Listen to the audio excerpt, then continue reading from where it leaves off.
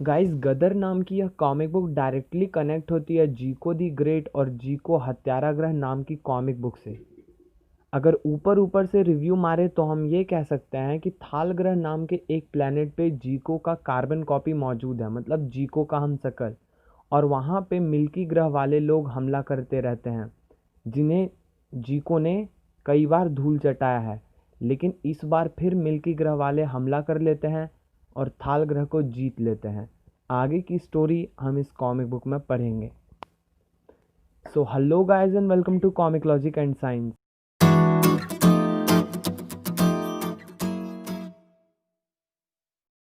हाँ, यह सचमुच मजाक नहीं था।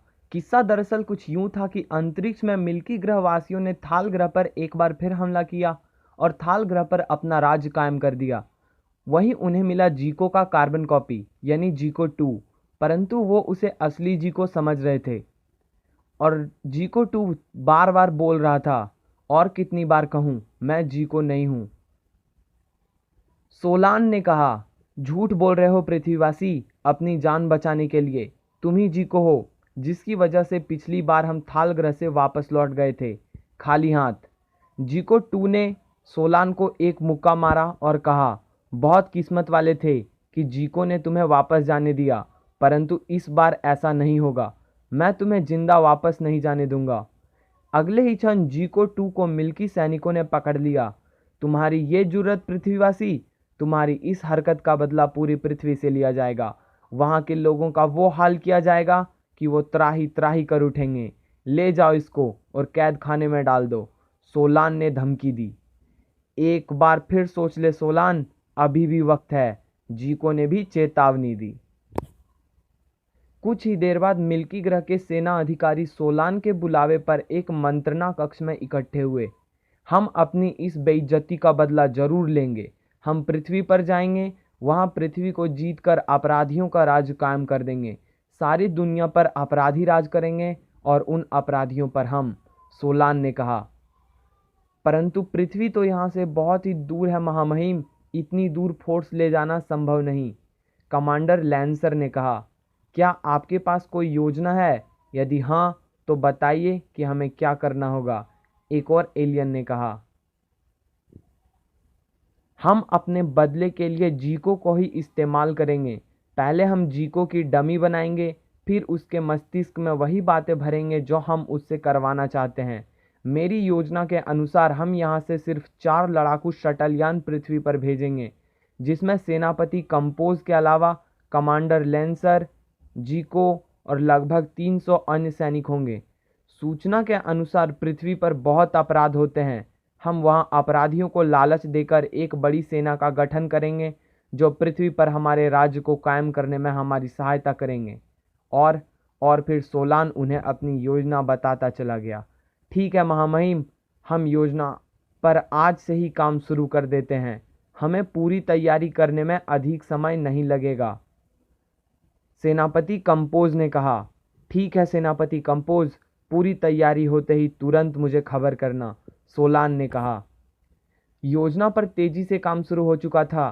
सबसे पहले जीको 2 के दिमाग का ऑपरेशन करके उसे सोलान का वफादार बना दिया गया था। लड़ाकू स्पेस शटल यानों में अत्याधुनिक हथियारों के अलावा जरूरत का सभी सामान भर दिया गया था। देखो कमांडर, मेरी अनुपस्थिति में जीको तुम्हारा महामहिम होगा। तुम्हें उसके सभी आदेश मानने होंगे, सोलान ने कहा। जो आ गया महामहिम, कमांडर लैंसर ने कहा। और फिर मिल्की ग्रह के 4 बड़े यान तेजी से पृथ्वी की तरफ भागे जा रहे थे। पृथ्वी के निकट पहुंचते ही, सुनो कमांडर, हम पृथ्वी की कक्ष में प्रवेश करने वाले हैं। अपने यानों के चारों तरफ चमकीली किरणों का जाल बिछाकर उन्हें अदृश्य कर दो, ताकि हमें वहां घुसते हुए कोई न देख पाए। शिप से एक आवाज आई। पृथ्वी की कक्ष में यानों के घुसते ही अनुसंधान केंद्रों में बैठे वैज्ञानिक चौंक उठे। देखो प्रोफेसर, रेडार किसी यान या उल्का का पृथ्वी में प्रवेश दर्शा रहा है, मिस्टर गोंकार ने कहा। वो तो मैं भी देख रहा हूँ मिस्टर गोंकार, परंतु टीवी स्क्रीन पर कुछ भी नजर नहीं आ रहा, प्रोफेसर ने क्लियर किया। और फिर वो चारों अदृश्य यान उतरे अमेरिका के नज़दीक एक बड़े द्वीप पर, जिसका नाम बोकांसा द्वीप था।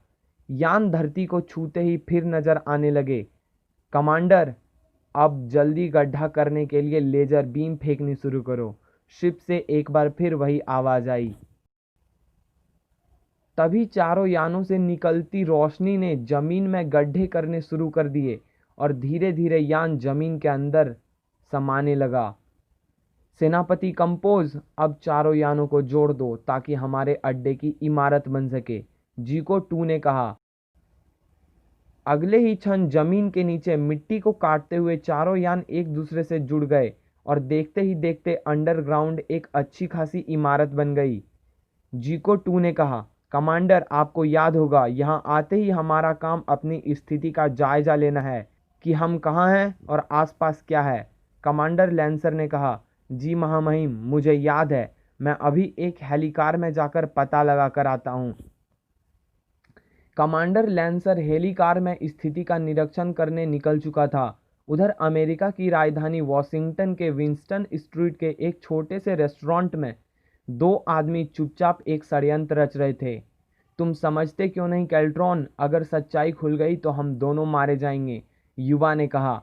सच्चाई खुलने का कोई खतरा ही नहीं है स्टार्क, क्योंकि तुम्हारी शक्ल हूबहू जंगारू से मिलती है, कैल्ट्रॉन नाम के उस आदमी ने कहा। एक बार फिर सोच लेते तो अच्छा होता, स्टार्क ने सोचते हुए कहा। मैंने सब कुछ सोच लिया है स्टार्क, यहाँ तक कि जंगारू जैसी बुलेट प्रूफ ड्रेस भी तैयार करवा ली है। जब तुम वो ड्रेस पहनकर अपराधियों से मिलोगे तो कोई नहीं कह पाएगा कि तुम जंगारू नहीं हो, कैल्ट्रॉन ने कुटिल मुस्कान देते हुए कहा। परंतु यदि उन्होंने मुझे मारने की कोशिश की तो, स्टार्क ने घबराते हुए कहा। सवाल ही नहीं उठता, जंगारू अपराधियों के लिए मौत की तरह है। जब भी वो किसी अपराधी के सामने जाता है उसे अपनी मौत सामने दिखाई देती है, और शायद मौत को मारने की हिम्मत कोई आदमी नहीं कर सकता, और वो भी तब जबकि वो जंगारू के रूप में आए। परंतु क्या कैल्ट्रॉन? सिर्फ एक ही समस्या है, वो है उड़ने की। तुम जंगारू की तरह उड़ नहीं सकते।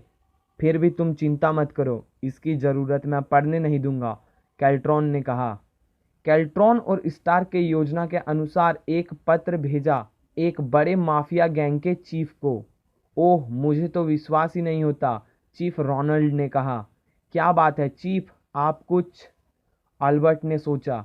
हाँ अल्बर्ट, ये पत्र जंगारू का है। उसने लिखा है कि यदि हम उसे हर सौदे से कमीशन भेजें तो वह हमारा रास्ता नहीं काटेगा। असंभव चीफ, ऐसा हो ही नहीं सकता, चीफ ने कहा। विश्वास तो मुझे भी नहीं होता, परंतु अपनी पहली कमीशन लेने वो खुद आने को तैयार है, अल्बर्ट ने कहा। अगर सचमुच ऐसा है चीफ, तो ये तो जुर्म की दुनिया के लिए ऐसा होगा जैसे ऑक्सीजन की कमी से मरते आदमी को अचानक ऑक्सीजन मिल जाए, चीफ ने गुस्साते हुए कहा। और अगर ये झूठ हुआ तो मैं इस पत्र भेजने वाले को ऐसी सजा दूंगा कि वो फिर ऐसा मजाक करने की हिम्मत ना करे। ऐसे ही पत्र कई अपराधी गैंग लीडर्स को मिले। सभी खुशी खुशी नकली जंगारू की शर्त मानने को तैयार हो गए और फिर सभी निर्धारित समय पर ब्रीफकेस में रकम लेकर एक बड़े 5 स्टार होटल के कॉन्फ्रेंस रूम में पहुंचे। तुमने तो गजब ही कर दिया जंगारू, एल्बर्ट ने कहा। हाँ जंगारू, तुम सिर्फ हमें अपना काम करने दो, हम तुम्हें कभी कोई कमी नहीं होने देंगे, चीफ रोनाल्ड ने कहा। और यदि तुम मेरे गैंग में शामिल होना चाहो तो मैं तुम्हें आधे हिस्से का पार्टनर बनाने को तैयार हूँ, एक और अपराधी ने कहा। मैंने अभी इस बारे में सोचा नहीं, जब सोचूंगा तब बता दूंगा, नकली जंगारू ने कहा। उन सभी अपराधियों के जाते ही कैल्ट्रॉन वहां पहुंचा। हुर्रे, हमने एक दिन में $1.5 करोड़ कमाए। परंतु खबर कितने दिन छिपती। आखिरकार बाहर वालों की दुनिया को पता लग गया कि जंगारू अपराधियों से मिल गया है, और ये खबर उड़ते उड़ते भारत पहुंची और अखबारों में छप गई। ओह, मैं तो यहाँ हूँ, फिर अमेरिका में कौन मेरा रूप बदलकर यह सब कर रहा है, जंगारू ने सोचा। और जंगारू उड़ चला अमेरिका की तरफ। कुछ भी हो, मुझे पता लगाकर सच्चाई दुनिया के सामने लानी होगी, असली जंगारू ने सोचा। उधर कमांडर लैंसर सारी स्थिति का जायजा लेकर वापस अपने अड्डे में आ गया था। महामहिम जी को, हम एक छोटे से बोकांसा नामक द्वीप पर हैं। यहाँ से कुछ किलोमीटर दूर सिर्फ एक छोटी सी बस्ती है जहाँ करीब 10,000 की आबादी है। बाकी इलाका वीरान पड़ा है, चारों तरफ समुद्र ही समुद्र है। तो सबसे पहले हमें बस्ती खाली करवानी होगी ताकि इस द्वीप पर हमारा आधिपत्य हो। सेनापति कंपोज, हमले की तैयारी करो, जीको ने कहा। और अगली सुबह तो जैसे बोकांसा द्वीप पर कयामत लेकर आई। मिल्की ग्रह वासियों ने उन पर अचानक हमला कर दिया। उफ, इन पर तो गोली का असर भी नहीं होता। हे भगवान, ये कौन लोग हैं? जंगली सोचते रह गए। और कुछ ही देर बाद वहां बड़ी संख्या में लाशें पड़ी थी और जो बचे थे भाग निकले। सेनापति कंपोज, अब यह हमारा इलाका है, कमांडर लैंसर ने कहा। हाँ कमांडर, अब ये जगह हम अपने मनमाने तरीके से इस्तेमाल करेंगे, सेनापति कंपोज ने कहा। और फिर वापस अपने ठिकाने पर पहुंच गए जहां जीको 2 उनका बेसब्री से इंतजार कर रहा था। सब काम ठीक ठाक हो गया? जीको 2 ने पूछा। हाँ महामहिम, एलियन ने कहा। क्या तुमने कुछ और पता लगाया आसपास के बारे में? जी, इस द्वीप से करीब 200 किलोमीटर दूर कोई अमेरिका नाम का देश है जो पृथ्वी पर सबसे शक्तिशाली देश माना जाता है। और जी को गुस्सा आ गया। मैंने तुम्हें पृथ्वीवासियों का गुणगान करने के लिए नहीं कहा कमांडर, जितना पूछा जाए उतना बताओ। आई एम सॉरी महामहिम, कमांडर ने कहा। तो वह अमेरिका नाम का देश सर्वाधिक शक्तिशाली है, क्यों ना शुरुआत उसी से की जाए, जीको ने सोचा। जैसी आपकी आज्ञा महामहिम, कमांडर लैंसर ने कहा। चलो कमांडर, अपना काम पूरा हो गया। एक उड़ती हेलीकार से आवाज आई। सर्दियों की एक सुहानी सुबह, लोग ठंड के मारे बिस्तर में दुबके हुए थे, परंतु अचानक ही संयुक्त राज्य अमेरिका की पुलिस हरकत में आ गई। सारा देश पुलिस के सायरनों से गूंज उठा था। बात ही कुछ ऐसी थी, क्योंकि सभी मुख्य शहरों की सड़कें, इमारतों की छतें आदि एक अजीब किस्म के पर्चों से भरी पड़ी थी, जिन पर विज्ञापन की सूरत में एक संदेश लिखा था, जो इस प्रकार था। जरूरत है सातिर अपराधियों की, सारी पृथ्वी पर राज करने के लिए। बदले में मिलेगा पृथ्वी के मनचाहे स्थान पर 500 वर्ग किलोमीटर का राज्य, संख्या अधिक से अधिक, अर्थात कोई सीमा नहीं। इच्छुक अपराधी 15 दिन के भीतर बोकांसा द्वीप पहुंचे। और पर्चे पर भेजने वाले का नाम लिखा था जीको। जीको इन दिनों न्यूयॉर्क में अंतरिक्ष अनुसंधान केंद्र में ट्रेनिंग के लिए आया हुआ था। उसने भी ये पर्चा पढ़ा। ओह, ये मेरे नाम से कौन अपराधियों को इकट्ठा कर रहा है, असली जीको ने कहा। सभी को मालूम था कि जीको न्यूयॉर्क के एक आलीशान होटल रिच में ठहरा था। तभी वहां पुलिस आ गई और पुलिस ने जीको से कहा, you are under arrest mister जीको।